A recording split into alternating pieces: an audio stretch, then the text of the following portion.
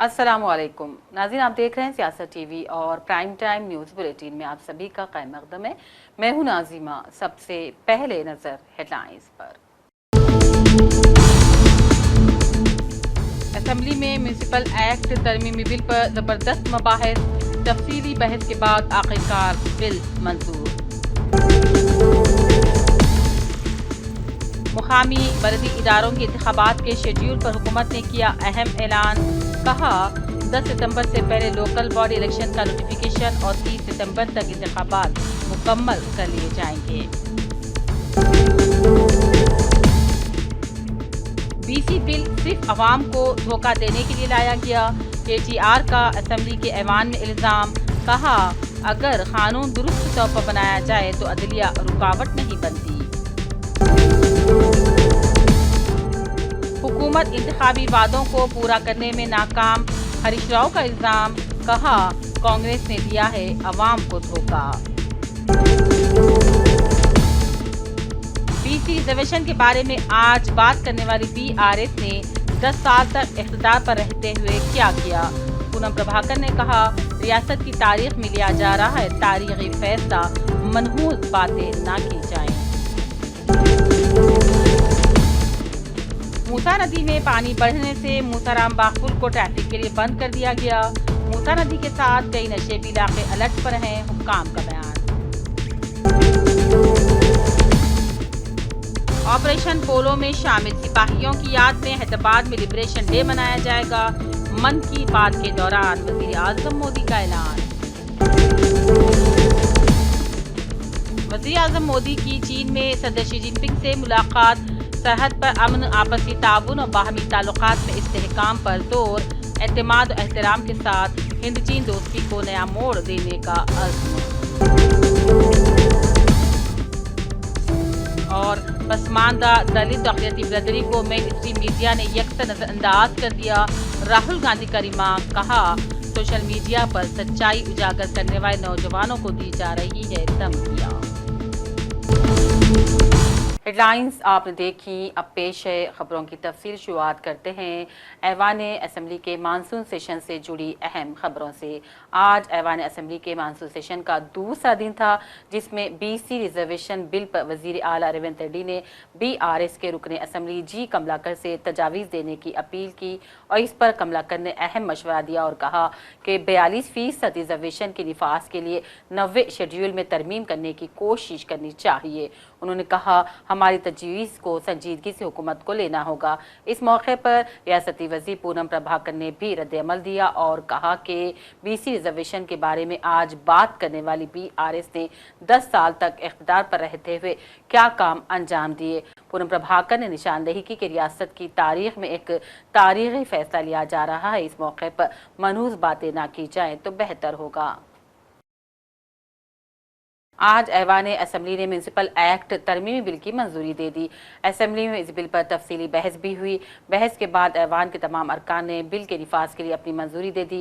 Speaker assembly Gadam प्रसाद ने ऐवान में ऐलान किया कि म्यूनिसिपल एक्ट तरमीमी बिल को बाज़ाब्ता तौर पर मंजूर किया जाता है। గతంలో బిహార్లో చేస్తే అడ్డంకులు వచ్చినాయి, రాజస్థాన్లో చేస్తే అడ్డంకులు వచ్చినాయి, ఇతర రాష్ట్రాలలో చేస్తే అడ్డంకులు వచ్చినాయి.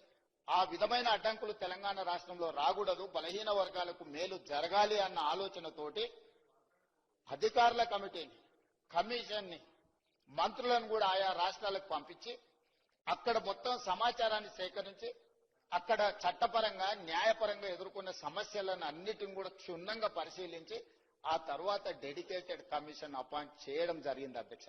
ఈ మొత్తం ప్రక్రియ ఫిబ్రవరి 4, 2024 నాడు మొదలుపెట్టి ఫిబ్రవరి 4, 2025 సరిగ్గా 365 రోజులు తిరిగే లోపల పకడ్బందీ చట్టాన్ని చేసి ఈ రోజు తెలంగాణ రాష్ట్రంలో బలహీన వర్గాలకు స్థానిక సంస్థల పంచాయతీరాజ్లో, స్థానిక సంస్థలు మున్సిపాలిటీస్ లో 42% రిజర్వేషన్ ఇవ్వాలని చిత్తశుద్ధితో మేము ముందుకు వెళ్ళినాం అధ్యక్ష. ఇదే కాదు, ఇదే శాసనసభలో మంత్రివర్గంలో తీర్మానం చేసి శాసనసభలో ఆమోదింపజేసి విద్యా ఉద్యోగ అవకాశాలలో 42% బిల్లును, అదేవిధంగా స్థానిక సంస్థల్లో 42% రిజర్వేషన్లు, 2 బిల్లులను మేము ఆమోదించి గవర్నర్ గారికి పంపించినాం అధ్యక్ష. గవర్నర్ గారు వాటిని ఆమోదించకుండా రాష్ట్రపతి గారికి పంపించారు. దాదాపుగా 5 నెలల నుంచి ఆ 2 బిల్లులు రాష్ట్రపతి గారి దగ్గర ఉన్నాయి అధ్యక్ష. ఈ లోపు స్థానిక సంస్థల ఎన్నికలు నిర్వహించడం లేదు, ఆలస్యమైందని కొంతమంది హైకోర్టుకి వెళ్తే తెలంగాణ హైకోర్టు మాకు ఆదేశాలు ఇచ్చి సెప్టెంబర్ 30 తారీఖు లోపల ఎన్నికలను పూర్తి చేయండి అని ఆదేశాలు ఇచ్చింది.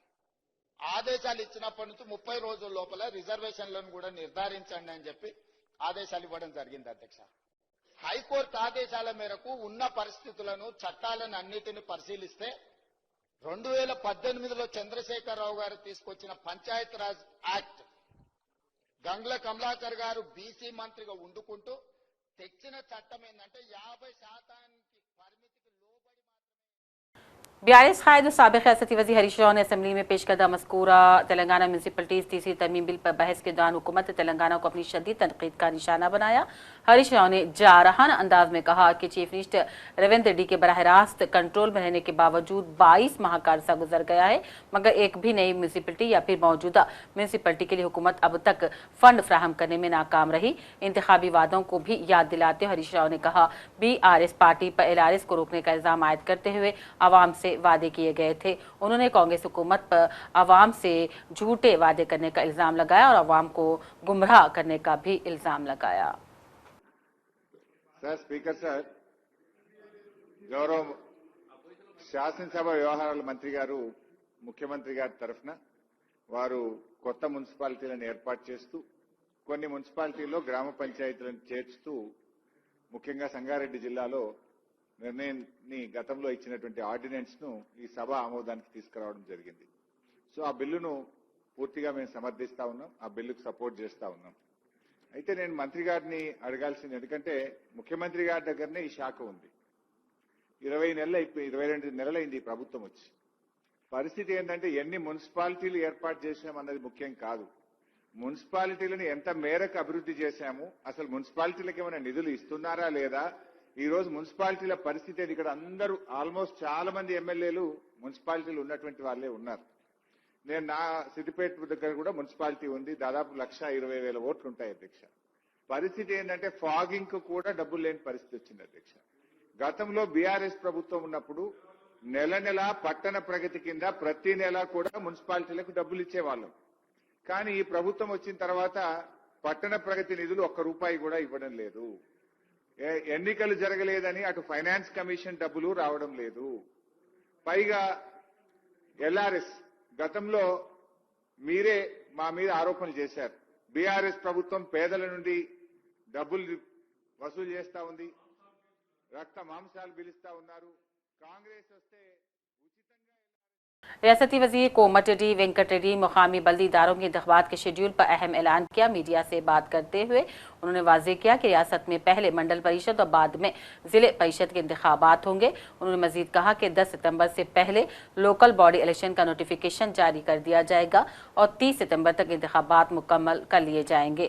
याद रहे कि रियासती हाईकोर्ट के अहकाम के तहत हुकूमत इंतखाबात के इनेकाद के लिए तेजी से आगे बढ़ रही है और हाल ही में इलेक्शन कमीशन ने मुकामी बलदी इदारों के इंतखाबात के हिस्से के तौर पर जिले परिषद और मंडल परिषद इंतखाबात का शेड्यूल जारी किया था। साबिक़ रियासती वज़ीर और BRS लीड KTR ने आज ऐवान असम्बली में कहा कि दरअसल BC तबक़ात के साथ रियासत में इंसाफ की शुरुआत तो ऐवान असम्बली और कानून साज कौंसिल से की है। साबिक़ चीफ मिनिस्टर KCR ने ऐवान असम्बली में S मधुसूदनचारी और ऐवान कानून साज कौंसिल चेयरमैन स्वामी गौड़ को बनाया था और रियासत में इस तरह BC तबके के साथ इंसाफ की शुरुआत हुई थी। इन ख्यालात का इजहार साबिक़ रियासती वज़ीर KTR ने आज असम्बली में पंचायत राज एक्ट में मुजवज़ा तरमीम पर बहस के दौरान किया। KTR ने चीफ मिनिस्टर रेवंत रेड्डी को चैलेंज किया और कहा, अगर आप में हिम्मत है तो आप दिल्ली जाएं और BC सूरत बिल के लिए जिदोजहद करें। अगर जरूरत पड़ती है तो जंतर मंतर पर गैर मुअय्यना मुद्दत की भूख हड़ताल भी करें, जिस तरह के रियासत के लिए KCR ने भूख हड़ताल की थी। కొన్ని అన్ని నిర్ణయాలు అనుకుంటే అని చెప్తారు అధ్యక్ష. నిజానికి అధ్యక్ష ఇది ఎట్లాంటి సమస్య అంటే మనం ఇక్కడ ఇంకో 10 రోజులు చర్చ చేసినా ఇక్కడ తెగదు. ఎందుకంటే అందరం ఒకటే అభిప్రాయంతో ఉన్నాం. తేలాల్సింది ఎక్కడ అధ్యక్ష? రాహుల్ గాంధీ గారు మోడీ గారు ఒక ఛాయ్ తాగి ఇద్దరు డిసైడ్ చేసుకుంటే అర్ధ గంటలు ఒడిసిపోతే సార్ బిల్లు పాస్ అయిపోతుంది, రాజ్యాంగ సవరణ జరిగిపోతుంది తప్ప ఇంకోటి ఏం లేదు సార్. కాబట్టి మీరు ఇంకా 10 రోజులు హౌస్ నడిపి 10 రోజులు చర్చ పెట్టినా హాఫ్ అన్ అవర్ అయిపోయింది, మీరు కూడా కొంచెం ఎక్కడ సార్ నన్ను అందరూ మంత్రులే ఇంటర్ప్రిట్ చేస్తుంటే ఎట్ట చేయాలి సార్? అయిపోయింది 10 నిమిషాల్లో కంక్లూడ్ చేస్తాను సార్. అధ్యక్ష, మేము స్ట్రైట్ గా మా పార్టీ నుంచి అడుగుతుంది ఒకటే సార్.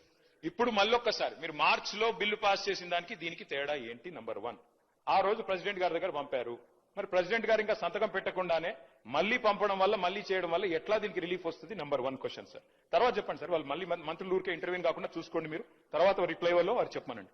కోర్టుల్లో ఎందుకంటే మనం చట్టాలు సరిగ్గా చేస్తే ఏ కోర్టు కూడా ఏం చేయలేదు. మన చట్టాల్లో లొసుగులు ఉంటేనే కోర్టు అయినా ఇంకోటైనా కాన్స్టిట్యూషన్ కి అనుగుణంగా లేకపోతేనే కోర్టు ఇంటర్వ్యూన్ అవుతుంది తప్ప కోర్టుకు పోవద్దు అనే మాట మాత్రం కరెక్ట్ కాదు. ఎందుకంటే ఎవరైనా సరే కోర్టుకు ఎప్పుడు పోతారు? ప్రభుత్వాలే చట్టాలకు తూట్లు పొడిస్తే, ప్రభుత్వాలే చట్టాలకు మరి లోబడి పనిచేయకపోతే కోర్టుకు పోతారు, జ్యుడిషియల్ రివ్యూ ఉంటది. పోవద్దు అనే మాట తప్పు.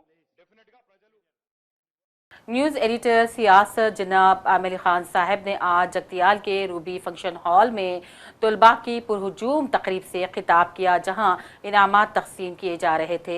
इस मौके पर आमिर साहब ने तलबा से खिताब करते हुए कहा कि मुसलमानों को तालीमी और माशी मैदान में मुस्तहकम होना पड़ेगा और इसी में इनकी कामयाबी है। तफसीलात के मुताबिक मुसलमानों को तालीमी और माशी तौर पर मुस्तहकम करना वक्त का तकाजा है, इसके लिए मनसूबाबंदी भी ज़रूरी है। सफ़र कौन सा हो, मंजिल पर नज़र रखना ज़रूरी है। इन ख्यालात का इजहार रोज़नामा सियासत मुसलमानों को हर शोबा यानी कि तालीम, रोज़गार, स्किल डेवलपमेंट के लिए हर मुमकिन मदद और मंजिल तक पहुँचाने के लिए ताउन कर रहा है। इसके लिए सभी के लिए दरवाजे खुले हैं। साल 2030 तक मेरा मकसद 1 लाख मुसलमानों यानी कि 25,000 ख़ानदानों को सतह गुर्बत से ऊपर लाना मेरा टारगेट है। इन ख्यालात का इजहार जनाब आमिर साहब न्यूज़ एडिटर रोज़नामा सियासत ने आज जगतियाल के रूबी फंक्शन हॉल मुनक़िदा तकरीब तक़सीम मिल्लत अवार्ड्स में बहसियत मेहमान ख़ुसूसी जलसे को खिताब करते हुए किया। इस प्रोग्राम का इनेकाद अमारात मिल्लत इस्लामिया एजुकेशन कमेटी जगतियाल की जानिब से शहर जगतियाल के 10वीं जमात से इंटर, डिग्री, PG और नीट और LLB और LLM और मेडिसिन में कामयाब तलबा और तालिबात हुफ़ाज़ को मिल्लत अवार्ड की तकसीम के सिलसिले में मुनक़िद किया गया था, जिसमें मेहमान ख़ुसूसी की हैसियत से जनाब आमिर साहब, साबिक़ रियासती वज़ीर T. जीवन रेड्डी और सदर मिल्लत इस्लामिया अब्दुल बारी, सरपरस्त आला मसीहुद्दीन, ऑफिसर तालीमी कमेटी सदर मोहम्मद मुनीमुद्दीन और दीगर ने शिरकत की। इस मौके पर आमिर खान साहब ने कहा, मौजूदा मरकज़ी हुकूमत मुसलमानों और दलितों को कुचलना चाहती है। उन्होंने कुरान के हवाले दिए और कहा, कुरान दरअसल दस्तूर हयात है और कुरान शरीफ सिर्फ मुसलमानों की ज़ुबान नहीं, सारी इंसानियत की ज़ुबान है। कुरान को उर्दू में समझकर पढ़ना चाहिए। कुरान मजीद ज़िंदगी को सांचे में ढालने के साथ गुजारने का मुकम्मल किताब है। अहादीस में भी बताया गया है, उलमा ने भी तर्जुमा और समझकर कुरान पढ़ने के लिए बताया है। उन्होंने कहा कि सन 1992 में बाबरी मस्जिद की शहादत बड़ा सानहा था, लेकिन इसके बावजूद मुसलमानों में तालीमी शऊर बेदार हुआ। इसके बावजूद भी मुसलमान पीछे हैं। तालीम के बाद मुलाजिमत नहीं। उन्होंने कहा, मुसलमान ख़वातीन को आगे न आने का कहीं नहीं लिखा हुआ है। ख़वातीन हर शोबे में आगे आना होगा। घर के एक फ़र्द की कमाई से घर नहीं चलता, दोनों मिलकर कमाने से ज़िंदगी खुशहाल होती है, क्योंकि माशी तौर पर मुस्तहकम होना लाजमी है। मौजूदा दौर में तालीम बहुत महंगी हो गई है, तालीम की हासिल करना भी ज़रूरी है। कॉमन सेंस का इस्तेमाल नहीं किया जा रहा है। तेलंगाना को $200 मिलियन गल्फ से आते हैं। मौशी हालत जो भी अच्छे नज़र आ रहे हैं वो सिर्फ गल्फ से है। आज मुसलमान आपसी अख्तिलाफात और मसलक की बुनियादों पर मुंतशिर है, जबकि सिख बिरादरी का तनासुब कम है। इसके बावजूद वो मुत्तहिद हैं। इस मौके पर जीवन रेड्डी और दीगर ने भी जलसे को खिताब किया। इस बार ये मकसद ये था कि आप जब आए दावतनामा लेके और आपने ये कहा कि हमारी एक तंजीम है जहाँ पे पूरे इमामों को मौजूदों को वहाँ पे मस्जिद जो अराकीन रहते हैं, उसके बाद उनमें से सदर का इंतखाब होता है। तो मैं ऐसे ही कोई तंजीम की तलाश में हूँ। हर जगह मैं ये बेड़ा उठा के चला था कि पहले तो ये सोचा था कि 50 साल में रिटायरमेंट ले लेना और कुछ समाजी काम करेंगे। जब 50 से हुए तो कांग्रेस पार्टी की तरफ से ये बोला गया कि आपको MLC दी जा रही है, आप आके MLC ले लीजिए। MLC लेने के बाद मैं ये सोचा कि अब एक टारगेट बना के चलना चाहिए, जो कि मुस्लिम कौम को बहुत कम होता है कि एक टारगेट होना चाहिए। आप जब भी चले, आपका सफर कितना लंबा हो, लेकिन मंजिल पर नजर होनी चाहिए। चाहे वो गुलबाग या तालिबे इल्म का जमाना हो या आपका किसी भी करियर में। लेकिन अभी भी मैं आपको ये जरूर कहूँगा कि अगर 1 लाख मेरे लिए मुश्किल होता है तो कम से कम 25,000 खानदानों को तो सत्य गुर्बत से उठाने का टारगेट है। देखिए आज के दौर में देखिए तालीम के एतबार से मैं एक बात करता हूँ, मुझे तभी हो रहा था कि आप लोग 10 बजे से बैठे हैं। एक अब हर वक्त ये होता है कि मुसलमान जब भी बात करते हैं तो ये बोलते कि हम हिंदुस्तान में हुक्मरानी करें, आप सरकार हुकूमत करें, लेकिन हम तारीख जितने काम आते एक जिम्मेदार नागरिक इंसान बनने में भी यह है जरूरी है बोल के मैं बोलना चाहता हूं। और खासकर मेरी सियासत तकरीबन 40 साल की सियासत जिंदगी में देहातों में, शहरों में और सियासत पार्टी के बारे में भी बहुत कुछ देखा। हर सियासत पार्टी बोलने में अच्छी बोलती, उसमें कोई शक नहीं है। हर सियासत पार्टी अच्छी बोलते, अच्छे करना चाहते हैं,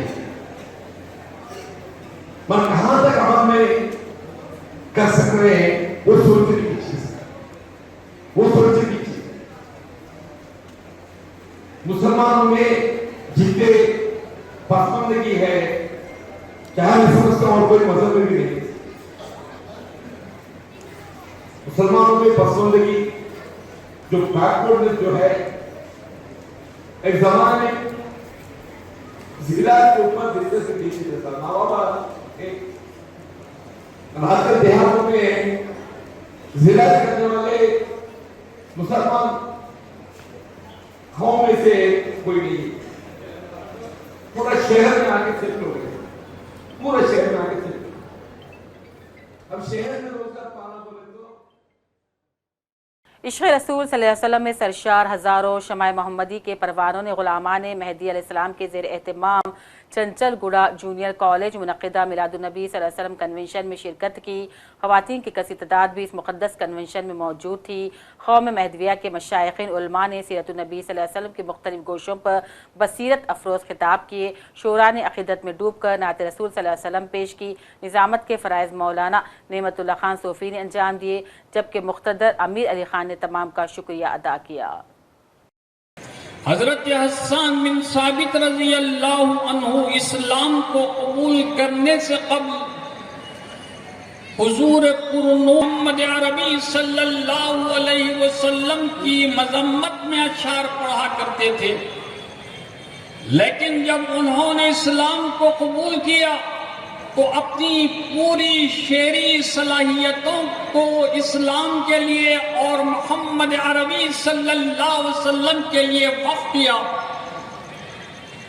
अल्लाह के रसूल मोहम्मद अरबी सल्लल्लाहु अलैहि वसल्लम हजरत हसन की अशआर को सुनते, तबस्सुम फरमाते, दाद तहसीन देते और उनकी वजाहत और सराहत करते। कामारेड्डी में बारिश और तूफान से नुकसानात का कांग्रेस कायदीन विजय शांति, बालमूर वेंकट शंकर नायक ने जिले कलेक्टर आशीष संगवान के हमरा मुश्तरिका मुतासिर कॉलोनियों का दौरा करते हुए मुतासिर अवाम से तफसीली बातचीत की और उनके मसाइल को दरियाफ्त किया।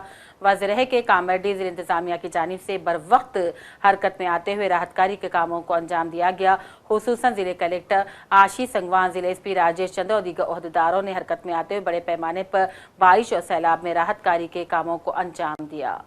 ఈ కార్యక్రమాన్ని చేపట్టమని వెళ్ళమని నిన్న నేను ప్రెస్తో మాట్లాడుతున్నప్పుడు పొద్దున పేపర్ చూసిన తర్వాత చాలా బాధేసింది. మొత్తం రోడ్లన్నీ ముగిపోయింది, కట్టయిపోయింది, ముగిపోయింది, ఆస్తి మొత్తం పోయింది, డబ్బులు పోయింది, ఇల్లు పోయింది, మొత్తం అంతా అయిపోయింది.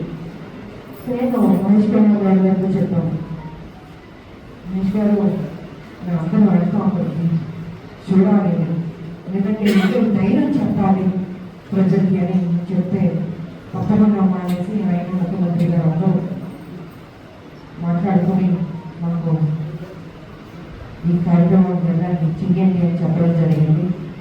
సో మేమందరం వచ్చిన వాళ్ళ పొద్దున్న బయట రావడం జరిగింది. ఆల్మోస్ట్ ఆయన గారు వెంకట్ శంకర్ గారు అన్ని విషయాలు చెప్పడం జరిగింది. ఏదైనా నష్టం జరిగింది, నేను పేర్కొనేది ఏంటంటే పెద్ద ఎత్తున అమౌంట్ అన్నది ఇవ్వాలి, ప్యాకేజ్ అన్నది ఇవ్వాలి. ఇదేదో చిన్నది ఇస్తే మాత్రం కుదరదు. वरंगल के शमूनपेट में वाक़ मस्जिद क़ादरिया की पहली मंजिल की तोसी का काम मुकम्मल हो चुका है, जबकि दूसरी मंजिल की तोसी काम इस वक्त जारी है। इस मौके पर कमेटी के सदर मोहम्मद इस्माइल और नायब सदर मोहम्मद इब्राहिम ने मीडिया से बात की और कहा कि मस्जिद की तोसी का अमल खुश आइंद है, लेकिन अभी भी कई दीगर काम बाकी है। इन जिम्मेदारान ने अहले खैर हज़रात से भरपूर अपील की है कि वो आगे बढ़कर मस्जिद की तामीर में अपना ताउन करें। मैं मस्जिद क़ादरिया शमूनपेट वरंगल के इमाम होने की हैसियत से ऐलान करता हूँ कि मस्जिद क़ादरिया में तकरीबन काम रमज़ान के बाद ही शुरू हुआ। शव्वाल, ज़ुल्क़ादा, ज़ुल्हिज्जा, मुहर्रम, सफ़र, रबीउल अव्वल, अब मिलादुन नबी का महीना चल रहा है। अब तक काम रेगुलर कंटिन्यू लगातार काम चल रहा है। अब तक काम रुकने का नाम नहीं और रुकेगा भी नहीं, क्योंकि अल्लाह का घर है। इस काम को तेज़ी के साथ चलना चाहिए। रमज़ान से लेकर अब तक जो काम हो रहा है ये महल्ले वालों के ताउन से और भी बाहर के लोगों के ताउन से हो रहा है काम। लोग महल्ले वाले और बाहर वाले अपने अपनी हैसियत के मुताबिक इसमें बढ़ चढ़ के हिस्सा ले रहे हैं और इन्हीं के हिस्सा लेने की वजह से ये काम अब तक चल रहा है। तकरीबन नीचे का काम, मस्जिद के ग्राउंड का काम, जो मस्जिद के नीचे मस्जिद, इसमें काम तकरीबन मुकम्मल होने को आया है। जो काम है आपके पीओपी का काम भी मुकम्मल हो चुका है, लाइटिंग का काम भी मुकम्मल हो चुका है, दीवारों को टाइल्स लग चुका है। अब तकरीबन एसी लगाना बाकी है और 2-4 खिड़कियों का काम बाकी है। जिस तरह से हमने नीचे मस्जिद बनाई है, इस तरह हमें ऊपर भी बनानी है। और आज अल्हम्दुलिल्लाह अल्लाह के फजल करम से इससे 1 महीना पहले वज़ू खाने के पहला सिलाब का काम मुकम्मल हुआ था। आज अल्लाह के करम से आप लोगों के ताउन की वजह से, महल्ले वालों के ताउन, बाहर वालों के ताउन की वजह से वज़ू खाने के दूसरा सिलाब का काम आज मुकम्मल होने जा रहा है। तो आप तमामी हज़रात से गुजारिश करूँगा, महल्ले वालों से, बाहर वालों से, सभी से, कि अल्लाह का घर का काम है, हमारा और आपके घर का काम नहीं। अल्लाह के घर का काम है। आप लोग बढ़ चढ़ के इस मस्जिद में बढ़ चढ़ के हिस्सा लें अपने तरफ से, अपने मरहूमिन की जानिब से, क्योंकि आप अगर इसमें बढ़ चढ़ के हिस्सा लेंगे, अगर मरहूमिन की जानिब से लेंगे, तो जब तक ये मस्जिद कायम रहेगी, आबाद रहेगी, आपके मरहूमिन को उसका सवाब मिलता रहेगा। ख़ुद के जानिब से रहेंगे तो अल्लाह का घर यहाँ चमकता रहेगा, आपका घर अल्लाह ताला चमका देगा। आपके कारोबार में दिन दोगुनी 4 चौगुनी तरक्की। शहर के इलाके मधुरा नगर में हाइड्रा की जानिब से नाले पर मौजूद लोहे की रेलिंग और डिवाइडर को हटाने के बाद ट्रैफिक के बहाव में आसानी पैदा हो गई है। ऐसे में वहां की आवाम ने मसरत का इजहार किया और हाइड्रा और हुकूमत का भी शुक्रिया अदा किया। డివైడర్ ని అలాగే నాలా మీద ఉన్న ఇనుప కంచెల్ని తొలగించడానికి హైడ్రా కమిషనర్ గారు పర్మిషన్ ఇచ్చారు. ఆ పర్మిషన్ తో పాటు మధురా నగర్ కాలనీ వాసులకి ఎంతగానో ఆనందంగా ఉండడం వల్ల ఈ అవకాశాన్ని కల్పించిన రేవంత్ రెడ్డి గారికి పాలాభిషేకం చేయడం జరిగింది. ఈ పాలాభిషేక కార్యక్రమంలో మధురా నగర్ కాలనీ వాసులు పాల్గొని इलाके कुकटपल्ली में एक अजीबोगरीब हादसा पेश आया। पुलिस के मुताबिक राम कृष्णा रेड्डी और रम्या कृष्णा की शादी 17 साल कबल हुई थी, लेकिन कई साल से वो KBH कॉलोनी में ही मुकीम बताए जा रहे हैं और उन्हें औलाद नहीं थी, ये भी बताया जा रहा है। राम कृष्णा रेड्डी मकरूज भी हो गया था। औलाद ना होने और 3 माह से कर्ज देने वाले के दबाव की वजह से ये जोड़ा शदीद जहनी तनाव का शिकार चल रहा था और इन जोड़े ने 3 दिन कबल खुदकुशी का फैसला भी कर लिया। सब्जी काटने वाले चाकू से दोनों ने अपने हाथ, गले और पेट पर काट लिया। 3 दिनों से ऐसा करते रहे तो रामकृष्ण रेड्डी शदीद खून बह जाने से जुमा को ही मर गया। रमिया ने चाकू से अपना गला काट लिया, लेकिन आखिरी लम्हे में इसका इरादा बदल गया। उसने पुलिस को फौरन फोन कर दिया और अपने घर वालों को भी इत्तला की, जिस पर वो घर वाले वहां पहुंचे और इसे इलाज के लिए अस्पताल पहुंचाया गया। इस वाक़े पर अब कई शकों के शुबहात सामने आ रहे हैं। पुलिस तमाम मामले की जांच में मसरूफ हो गई है। जुड़वा आबी ज़खायर यानी कि उस्मान सागर और हिमायत सागर की जानिब से इजाफी पानी का अखराज जारी है, जिससे दरियाए मूसा में भारी पानी की आमदरफ्त हो गई है। नतीजतन मूसाराम बाग पुल को एहतियाती तौर पर बंद कर दिया गया था, जबकि पुलिस ने पैदल चलने वाले और गाड़ियों की नकल हरकत को भी रोक दी थी। ट्रैफिक को गोलनाका पुल से मोड़ दिया गया, जिससे मुतबादिल रास्तों पर भीड़ लग गई। ओहदेदारों ने बताया कि मूसा नदी के साथ बहुत से नशेबी इलाके अलर्ट पर है, जिनमें किशनबाग, जियागोड़ा और मलकपेट, पुराना पुल, अफजलगंज, MGBS, चादरघाट, गोलनाका, दबीरपुरा, अंबरपेट जैसे इलाके पानी भर जाने और अचानक सैलाब के खतरे में हैं। इसीलिए नदी के किनारे पर वाक़ कच्ची आबादी के झुरमट के रहने वाले खासतौर पर चादरघाट, मूसा नगर, कमल नगर के आसपास पानी की सतह में इजाफे के बायस खास तौर पर खतरे में हैं। इसीलिए इनको हद दर्जे एहतियात बरतनी चाहिए। वज़ीर-ए-आज़म नरेंद्र मोदी ने चीन के तियानजन में सदर शी जिनपिंग से मुलाकात की और ये मुलाकात शंघाई ताउन तंजीम के सरबराह इजलास से पहले हुई है। इस दौरान मोदी और शी जिनपिंग के दरमियान तकरीबन 1 घंटे तक 2 तरफा मीटिंग भी चली। मीटिंग में वज़ीर-ए-आज़म मोदी ने सरहद पर अमन, आपसी ताउन और ताल्लुकात की मजबूती पर जोर दिया। मोदी ने चीनी सदर से मुलाकात की और कहा, गर्मजोशी व इस्तकबाल के लिए मैं आपका शुक्रिया अदा करती हूँ। गुज़िश्ता साल कज़ान में हमारी बहुत मुस्बत बातचीत हुई थी, हमारे ताल्लुकात को एक मुस्बत सिमत मिली है। सरहद पर डिसएंगेजमेंट के बाद अमन इस्तेहकाम का माहौल बना हुआ है। मोदी ने कहा, हमारे खुसूसी नुमाइंदों के दरमियान बॉर्डर मैनेजमेंट के सिलसिले में भी इत्तेफाक कायम हुआ है। इस मौके पर वज़ीर-ए-आज़म मोदी ने कहा, दोनों मुल्कों के दरमियान बहरास्त परवाजें शुरू की जा रही हैं। हमारे ताउन से दोनों मुल्कों में 2.8 बिलियन लोग भी जुड़े हुए हैं और इससे पूरी इंसानियत की फलाह की राह हमवार होगी।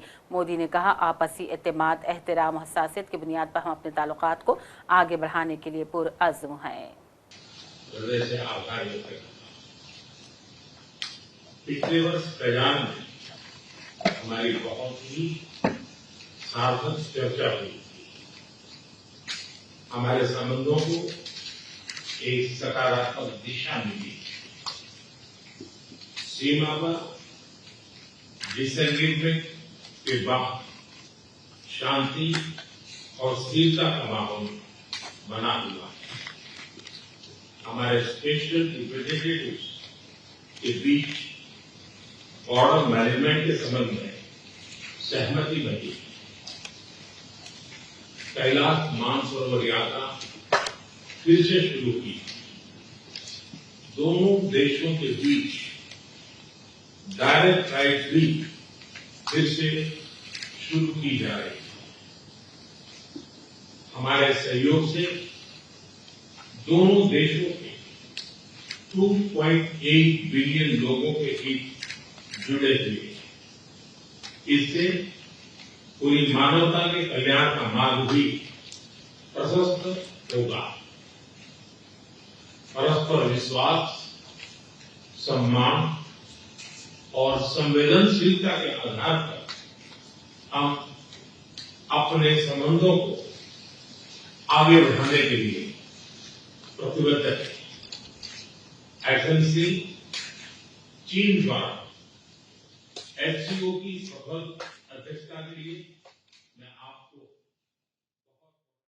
कांग्रेस रहनुमा राहुल गांधी ने एक वीडियो सोशल मीडिया पर शेयर करते हुए कहा, मेन स्ट्रीम मीडिया में बहुजन, दलित, पसमानदा, अक़लियती बिरादरी की आवाज़ें गायब हो गई हैं। इसीलिए नौजवान अपने मसाइल और अपने माशरे की कहानियाँ यूट्यूब और दीगर सोशल प्लेटफॉर्म्स पर पेश कर रहे हैं।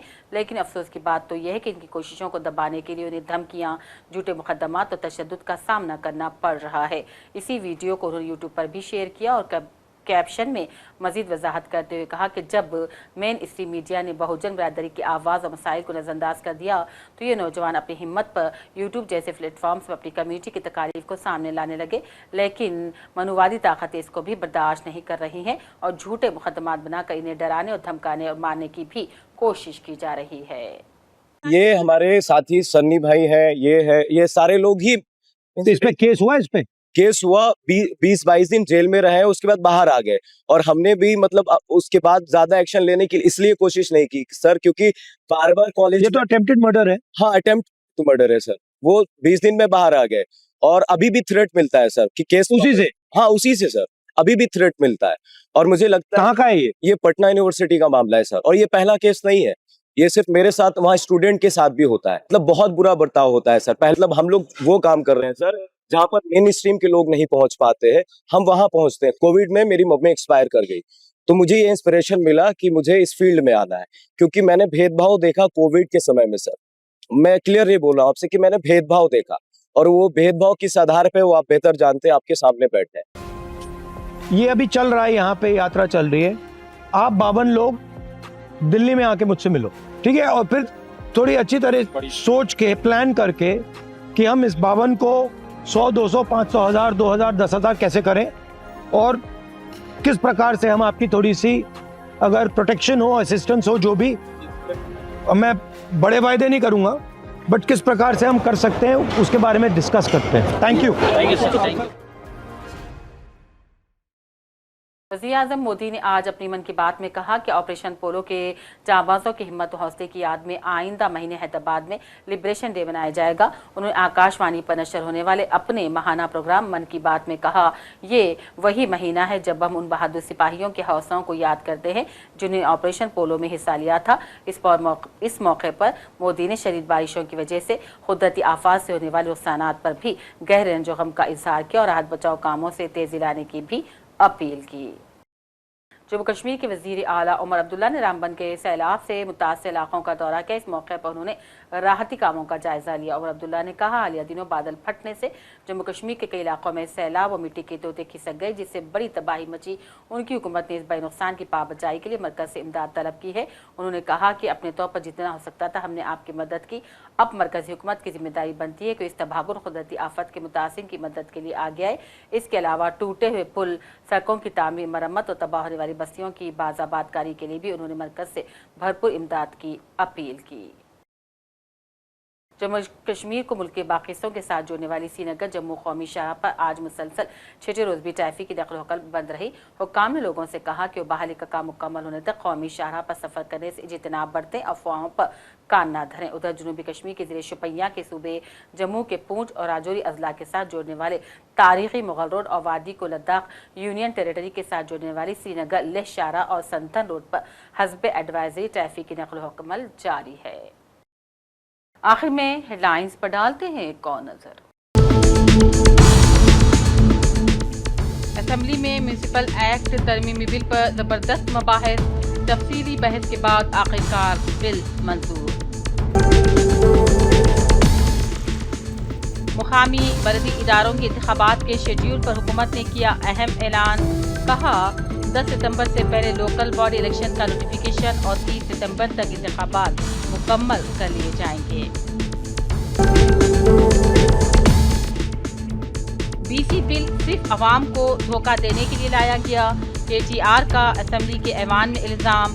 कहा, अगर कानून दुरुस्त तौर पर बनाया जाए तो अदलिया रुकावट नहीं बनती। हुकूमत इंतखाबी वादों को पूरा करने में नाकाम, हरीश राव का इल्जाम। कहा, कांग्रेस ने दिया है अवाम को धोखा। BC रिजर्वेशन के बारे में आज बात करने वाली BRS ने 10 साल तक इख्तिदार पर रहते हुए क्या किया। पूनम प्रभाकर ने कहा, रियासत की तारीख में लिया जा रहा है तारीखी फैसला, मनहूस बातें ना की जाएं। मूसा नदी में पानी बढ़ने से मूसाराम बाग पुल को ट्रैफिक के लिए बंद कर दिया गया। मूसा नदी के साथ कई नशेबी इलाके अलर्ट पर हैं, हुक्काम का बयान। ऑपरेशन पोलो में शामिल सिपाहियों की याद में हैदराबाद में लिबरेशन डे मनाया जाएगा। मन की बात के दौरान वजीर आजम मोदी का ऐलान। वजीर आजम मोदी की चीन में सदर शी जिनपिंग से मुलाकात। सरहद पर अमन, आपसी ताउन और बाहमी ताल्लुकात में इस्तेहकाम पर जोर। एतमाद और एहतराम के साथ हिंद चीन दोस्ती को नया मोड़ देने का अज़्म। और पसमानदा दलित अक़लियती बिरादरी को मेन स्ट्रीम मीडिया ने यकसा नजरअंदाज कर दिया। राहुल गांधी का रिमार्क। कहा, सोशल मीडिया पर सच्चाई उजागर करने वाले नौजवानों को दी जा रही है धमकियां। इसी के साथ प्राइम टाइम बुलेटिन का सिलसिला अब यही अख्ताम को पहुंचता है। पूरी टीम के साथ दीजिए इजाजत और देखते रहिए सियासत TV। अल्लाह हाफिज।